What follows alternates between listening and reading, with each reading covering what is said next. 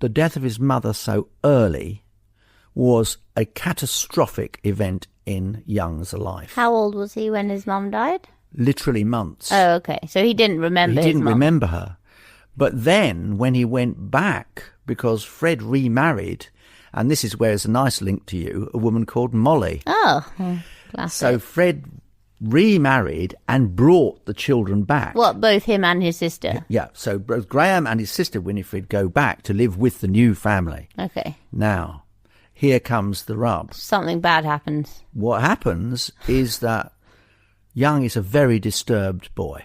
Very creepy. By nature. By nature. Very lonely, very removed, but with a fascination for chemicals. Any kind of chemicals.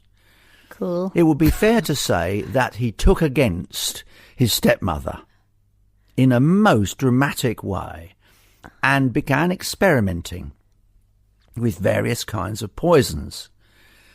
How old was he when this was going on? Well, he started his interest in poisons at about the age of 10. He started by sniffing nail varnish remover. Classic. And then perfume. And as he grew a little older, ether to get some kind of high. Okay. And effectively, he was this introverted, strange, rather gaunt-faced little boy, and who had taken against his new mum, his stepmother. But he wasn't a fool. The story has it, and I think it might be apocryphal, but I do enjoy it, that because he passed his 11 plus, which was then vital to get into a grammar school, his father gave him a chemistry set as a present. Good choice, Dad. Good choice. Because what happened then was that he became utterly fascinated by all kinds of poisons. Antimony, thallium, cyanide, arsenic. And just back then, it was obviously a lot easier to get hold of all this stuff than it would be now, was it? It was a lot easier, but Young was also very accomplished. At the age of 13, he persuaded 2 local chemists to give him poison, telling him he was 17 and he was using it for his A-level experiments. Okay. Absolute lie. But nevertheless, he added all this together. I think, well, at one point, he had enough poison, and remember, we're talking about a 13, 14-year-old boy, enough poison to kill 300 people. Well, where did he keep it? Just in his bedroom? He kept it in his bedroom.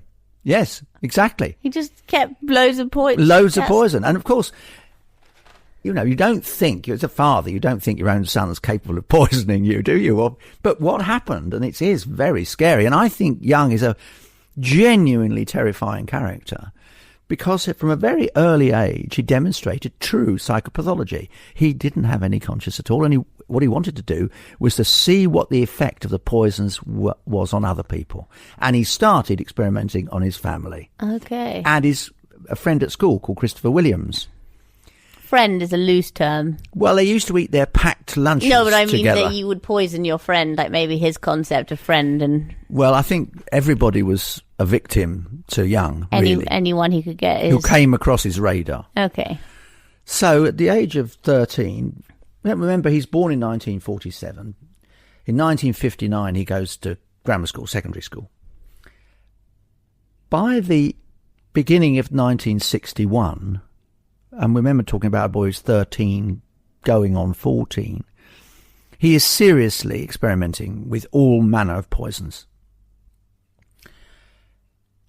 There is no doubt at all that he starts by poisoning his stepmother using antimony. What's antimony? A toxic poison. A type of poison. Yes. How was he administering? I can't say that word.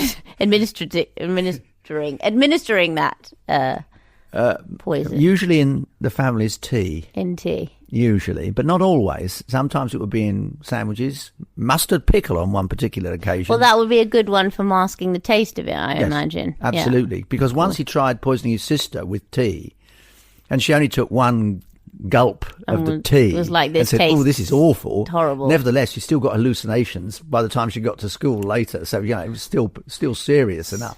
I mean, he overdid it. But what he did, he started by poisoning his stepmother, and then he went on to poison his father, whom he blamed for his own mother's death. And so the process began.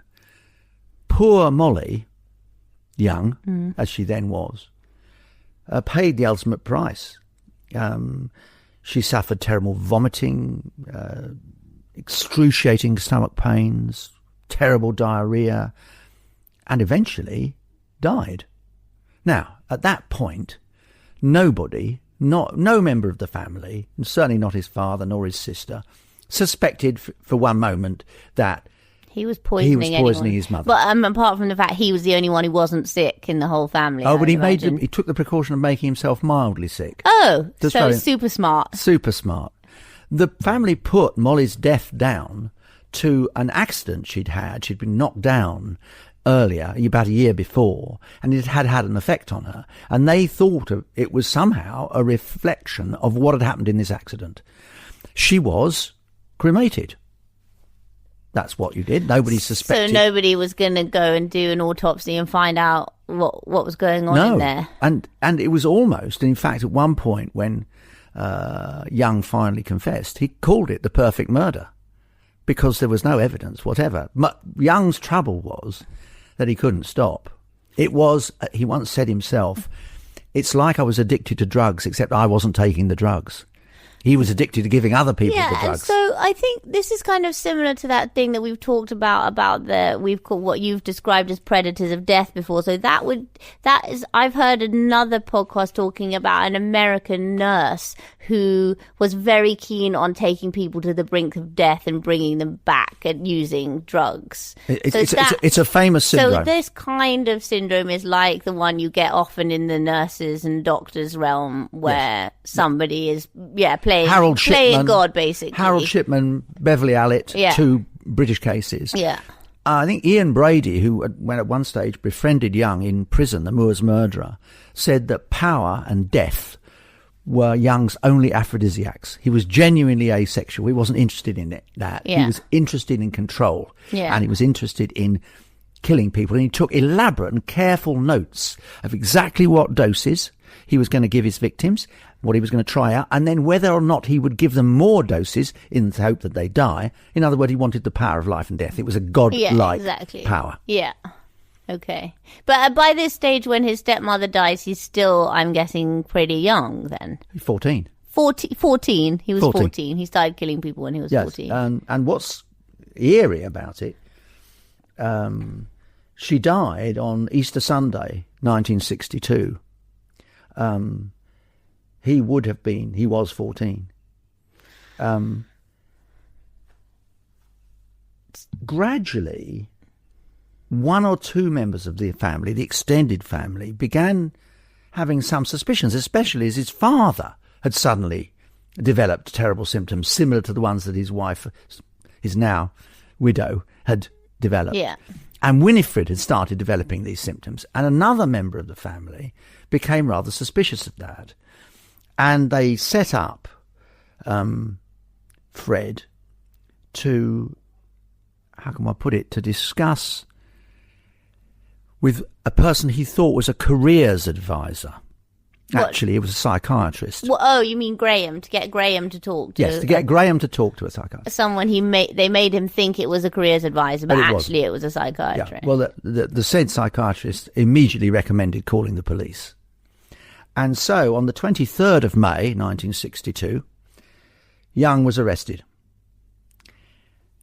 And he confessed to the attempted murder of his father, his sister, and his school friend Christopher Williams. Age 14? Yep. And what did they do? Well, I'm afraid he was detained under the 1959 Mental Health Act, and it was decided that he had to go to Broadmoor Special Hospital, one of, at that point, only three special hospitals for the criminally insane. And this was the youngest person to be admitted to Broadmoor since 1885. He was that rare.